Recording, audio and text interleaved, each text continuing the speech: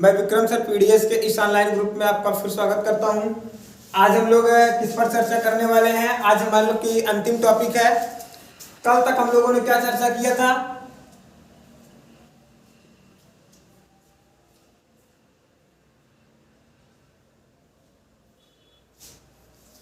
सक्रियता श्रेणी में जो तत्व हमारे बहुत नीचे थे वो, और जो तत्व हमारे मध्य में थे उनका शोधन कैसे किया जाता है। आज हम लोग सक्रियता श्रेणी में जो तत्व ऊपर है, कौन सा तत्व? जो तत्व ऊपर है, जैसे कॉपर है, टिन है, निकिल है, जस्ता है, मतलब ये समस्त मेटल कौन कौन से? जैसे कॉपर है, टिन है, जिंक है, निकिल है, ये सारी चीजें अगर आ जाएं तो इनमें जो हमारी अशुद्धियां होती हैं, उन अशुद्धियों को हम कैसे शुद्ध करते हैं या उन अशुद्धियों को हम कैसे दूर करते हैं। तो आइए देखिए, एक फिगर के माध्यम से हम इसको समझते हैं। यहाँ पर हमारा जो बिलियन है, ये हमारा एक पूरा क्या होता है? बिलियन होता है।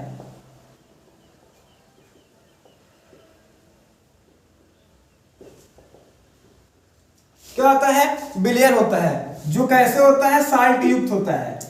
जी कैसे होता है? साल्ट युक्त बिलियन होता है। क्या होता है? साल्ट युक्त बिलियन होता है। अब जैसे मान लीजिए कि हमको पता है किसको हमको कैसे क्या करना है। तो जैसे हम दो चीजें हैं, एक चीज क्या है? शुद्ध है, एक चीज क्या है? अशुद्ध है। तो यहाँ पर हम लोग करते क्या है कि जो हमारा अशुद्ध मटेरियल्स होता है, क्या करते हैं? अशुद्ध मटेरियल होता है, उसको हम लोग क्या मान लेते हैं? एनोड मान लेते हैं। क्या मान लेते हैं? एनोड मान लेते हैं। या फिर आप कहिए कि एनोड की पतली परत चढ़ा दी जाती है। और जो हमारा शुद्ध मटेरियल होता है, यानी जो शुद्ध तत्व होता है, उस पर क्या करते हैं हम लोग? कैथोड की पतली परत क्या करते हैं? चढ़ा देते हैं। ठीक, एनोड को क्या किया जाता है? यानी जो हमारा अशुद्ध होता है उसको क्या बनाया जाता है? एनोड बना दिया जाता है। और जो हमारा शुद्ध होता है उसको क्या बना दिया जाता है? कैथोड बना दिया जाता है। उसके बाद इसको क्या किया जाता है? यहाँ पर देखिए दो साल्ट है, एक हमारा क्या है? कैथोड है, एक क्या है? एनोड है।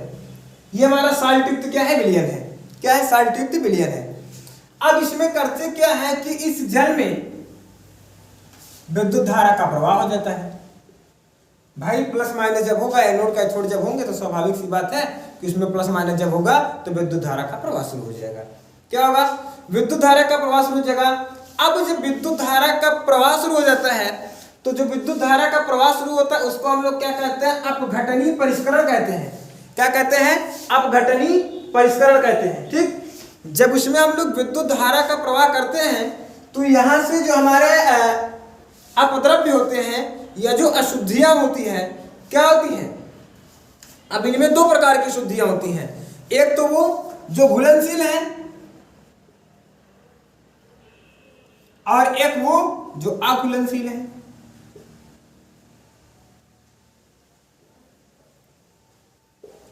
घुलनशील और अघुलनशील, घुलनशील अशुद्धि और अघुलनशील अशुद्धि।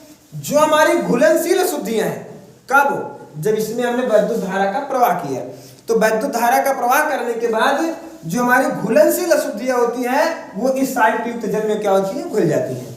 क्या होती है? साल्ट युक्त जल में घुल जाती हैं। और जो हमारी अघुलनशील अशुद्धियां हैं, क्या होती हैं? जो अघुलनशील अशुद्धियां होती हैं, वो इसकी तली में, बर्तन की तली में, यहाँ पर देखिए नीचे बैठ गई हैं। कहां पर बैठ गई है? बर्तन की तली में नीचे बैठ गई है, जिसको हम लोग अपद्रव्य या फिर एनोड पंख क्या कहते हैं?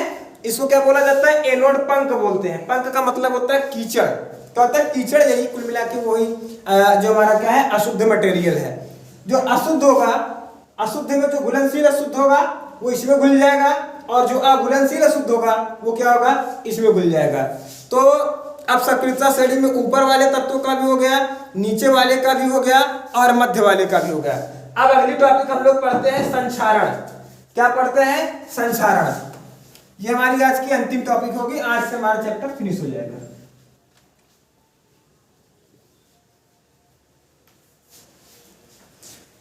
संक्षारण का मतलब क्या होता है? कि संक्षारण का मतलब यह होता है कि जब किसी धातु को वायु अथवा नमी के संपर्क में, किसके संपर्क में? जब किसी धातु को वायु अथवा नमी के संपर्क में रखा जाता है तो उस पर एक विशेष रंग की परत जम जाती है, जिसको क्या करती है, उसको एकदम मतलब खराब कर देती है।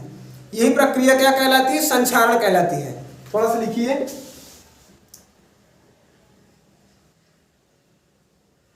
संक्षारण। जब किसी धातु को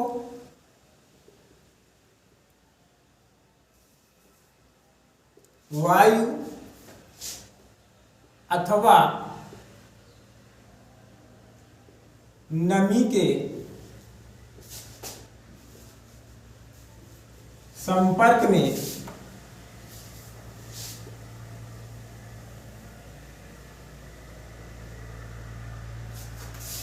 रखा जाता है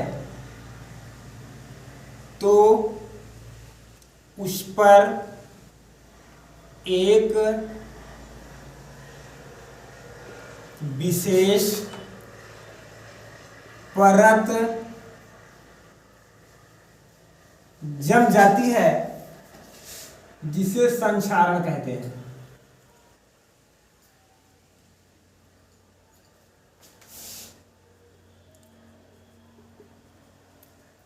जैसे लोहे पर जंग का लगना, लोहे को अगर आप लोग क्या करें, उसको खुला छोड़ दीजिए वायु में, तो उस पर ऑक्सीजन की मतलब ऑक्सीजन वगैरह, क्योंकि वायुमंडल में हमारे ऑक्सीजन होता है और ऑक्सीजन में क्या होती है, नमी होती है।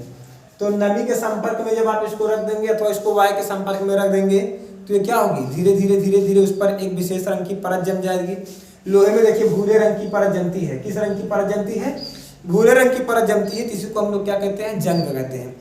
अब ये जितने भी मेटल होते हैं, चाहे वो जिंक हो या फिर चाहे वो स्टील भी हो, वो भी कुल मिला के धातु ही है, या फिर सोना हो, चांदी हो, तो सब में देखिए एक विशेष रंग की परत जम ही जाती है। अगर आप उसको बंद करके पूरी तरीके से रखेंगे तो उसमें कुछ नहीं होगा, लेकिन जैसे ही आप क्या करें, उसको यूज करना शुरू कर दिए, जब उसको आप यूज करेंगे तो यूज करने के पश्चात क्या होगा, वो तो वो वायु के संपर्क में आएगी तय है, नमी के संपर्क में आएगी तय है। जैसे मान लीजिए कोई व्यक्ति होता है अंगूठी वगैरह पहने रहता है तो कुछ समय तक वो खूब बढ़िया शाइनिंग करती है, तो लेकिन आफ्टर सम टाइम उसकी शाइनिंग धीरे धीरे क्या हो जाती है, समाप्त हो जाती है, बल्कि उस पर क्या होता है, वो धीरे धीरे काला हो जाता है। इसका मतलब क्या हुआ, उस पर एक विशेष रंग की परत जम गई, जो क्या करती है, उसको क्या कर देती है, संक्षारित कर देती है। संक्षारित का मतलब धीरे धीरे उसको क्या कर देती है, खराब कर देती है। अब जैसे मैंने इसका सबसे अच्छा एग्जाम्पल क्या है कि लोहे में जंग का लगना, यही क्या है, सबसे अच्छा उदाहरण है धातुओं के संक्षारण का। अब यहाँ पर बात ये आती है कि देखिए जितने हमारे मशीनरी कल पुर्जे होते हैं वो सभी किसके बनाए होते हैं, मेटल्स के बनाए होते हैं, सभी धातुओं के ही बनाए जाते हैं। वो चाहे हो सकता है कुछ धातु, कुछ चीजें ऐसी होती है जो मिश्र धातु से बनाई जाती हैं, लेकिन ज्यादातर किससे होती हैं, धातु से बनाई जाती है। तो स्वाभाविक सी बात है कि उसमें हम क्या करेंगे, उनको हमको कैसे बचाना है, संक्षारण से हमें उनको कैसे बचाना है, कि हम उनको कैसे करें कि वो क्या हो, वो खराब हो ना हो। तो सबसे पहली चीज हमको ध्यान देना होता है कि अगर आप चाहते हैं कि धातुएं खराब ना हो तो आफ्टर यूजेज यानी प्रयोग के बाद उन पर आप हल्की सी ग्रीस लगा कर रख सकते हैं। क्या कर सकते हैं, उस पर आप हल्की सी ग्रीस लगा कर रख दीजिए, कभी भी मेटल खराब नहीं होगी, ठीक। या फिर आपके पास ग्रीस नहीं है तो आप क्या कर सकते हैं, तेल लगा कर रख सकते हैं,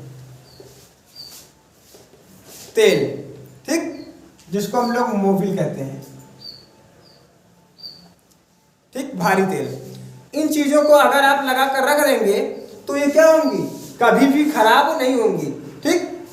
जैसे दुकानदार होता है, वो देखिए आप उसके यहाँ चाहे जब भी सामान लाएंगे, चाहे जितने दिनों तक वो रखे रहता है, उसके यहाँ रखी चीजें खराब नहीं होती। क्यों, क्योंकि वो क्या करता है, उनको सुरक्षित रखने के लिए ग्रीस के संपर्क में या फिर लगाए रहता है। या फिर आपको अगर ये चीजें व्यवस्थाएं नहीं है तो हमको पूरी कोशिश ये करनी होगी कि क्या ये चीजें वायु और नमी के संपर्क में नहीं आए। अगर चीजें बड़ी हैं तो आप क्या कर सकते हैं, उस पर पेंट की परत या फिर प्राइमर अथवा पेंट की परत चढ़ा सकते हैं। जैसे लोहा है, दरवाजा वगैरह देखिए इसीलिए पेंट किया जाता है ताकि ये क्या हो, संक्षारित ना हो, ठीक।